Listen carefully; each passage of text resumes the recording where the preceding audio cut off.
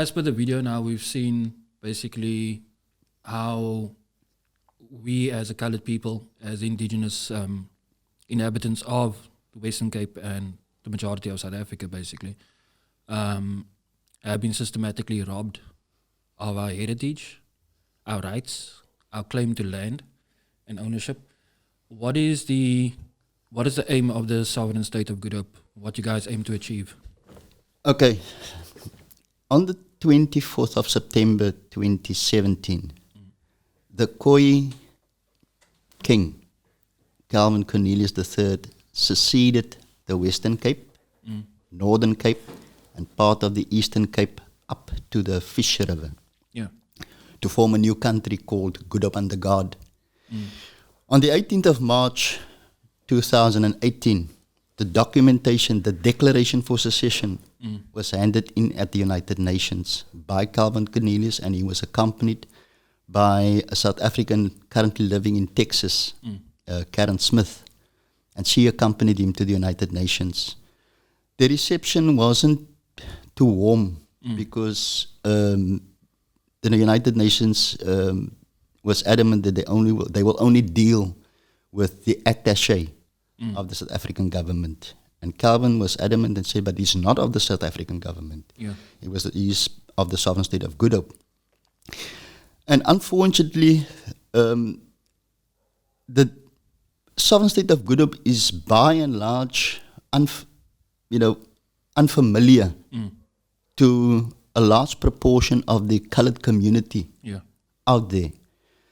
And it is, we endeavoured and laboured to that end up till now to introduce and to bring awareness to all coloureds everywhere as to the sovereign state of Good Hope and its mission and its vision. Now, its vision is to have a state completely built on the ideal of self-determination. Meaning, in the truest sense of the word, the people need to decide how they want to be governed. They have to have a say in policy formulation, in decision making, and keep those that are in power responsible, and those leaders are accountable to the people, which is currently not the case. We're very proud to say that, South Africa is a democratic country, but it's not democracy. It's a mockery of democracy. Because the people have no real say. In terms of the coloured people, we are completely ostracized, completely economically, in every way. We are ostracized. Broad-based black economic empowerment and employment equity. These were policies that were promulgated by government to disenfranchise. Can I just interrupt you there? What would you say to somebody that says, but in a democracy, the majority rules, right? So your vote is actually when you have the say. So why not be happy with things the way they are? Because I'm not going to vote. And why would you go that way instead of what we have now? But that's basically. That's what. No, Jy kan dit sê. Dis reg. You are right. But you must understand one thing. Right? In the sovereign state of Good Hope, it is our view, and Calvin was very adamant about this initially because somebody very wise once said, it is the educated, those in power that have their degrees and their accolades, they are the people that actually messed up this country.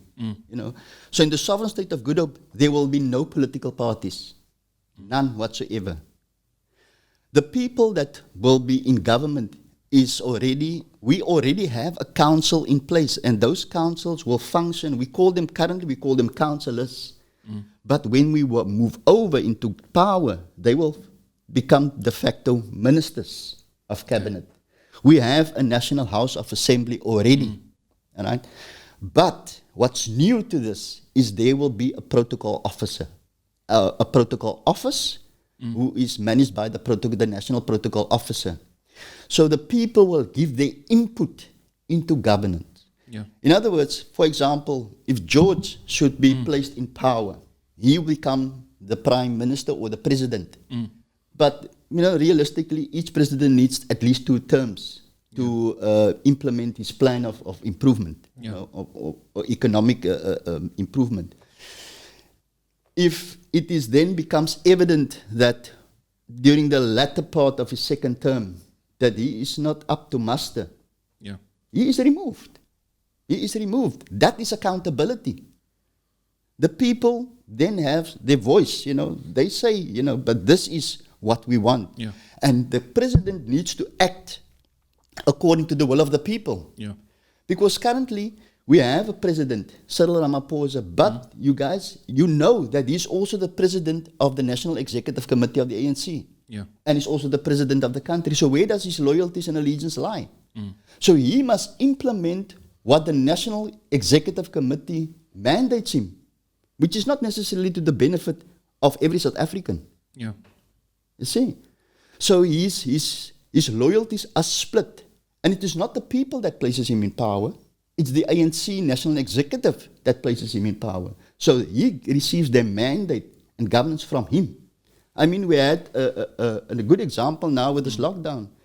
When he declared that he's going to lift the ban on the sale of alcohol and cigarettes, and then Nkosazana Dlamini Zuma came and she reneged on that. Yeah. And she decided, so since when does a minister override the executive member of the National House of Assembly? Can I just ask, state this, man.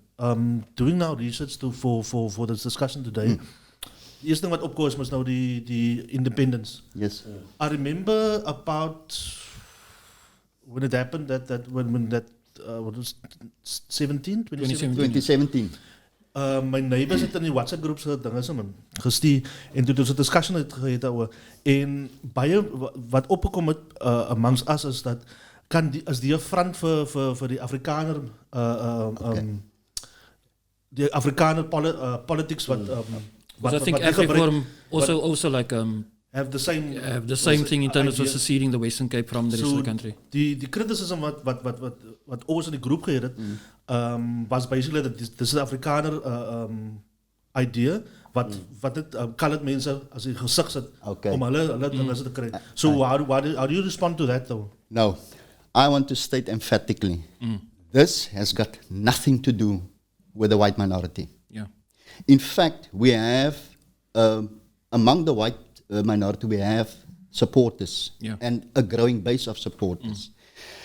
But I think George will agree on this point that we have made it abundantly clear that this will be spearheaded by the first indigenous nation.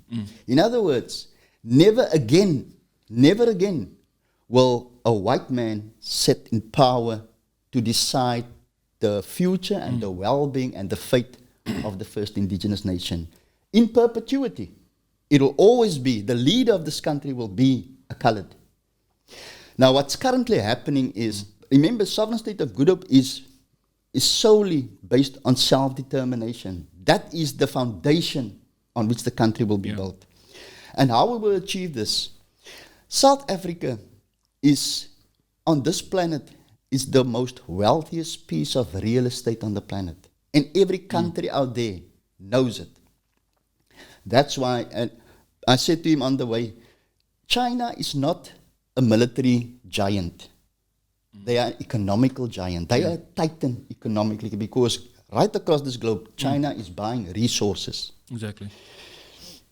The military giants are Russia and the Americans because they spend a considerable percentage of their gross domestic income on upgrading their military prowess. Yeah.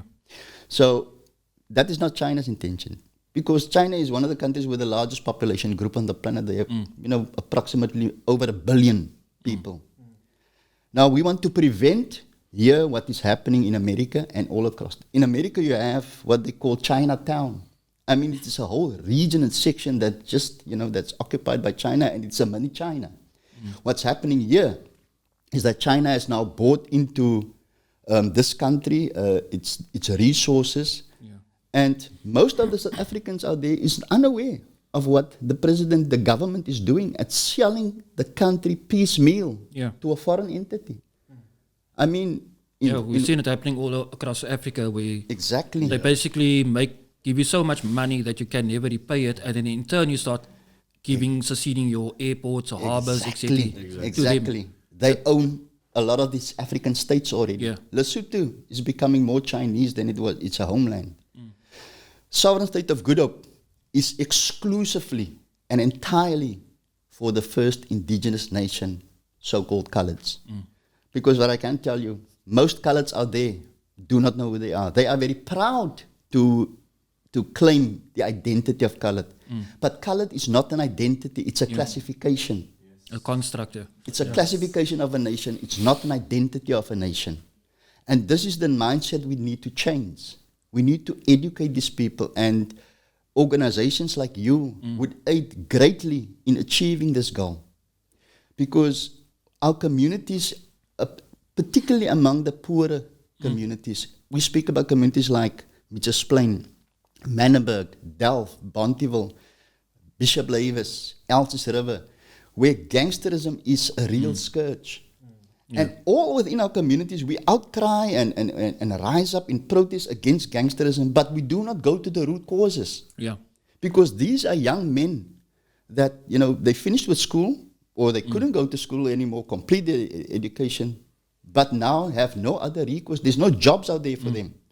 Because what the government is doing, they're bringing in their people from their homelands into our territory, because the Western Cape has been forever been the home of the Khoi nation.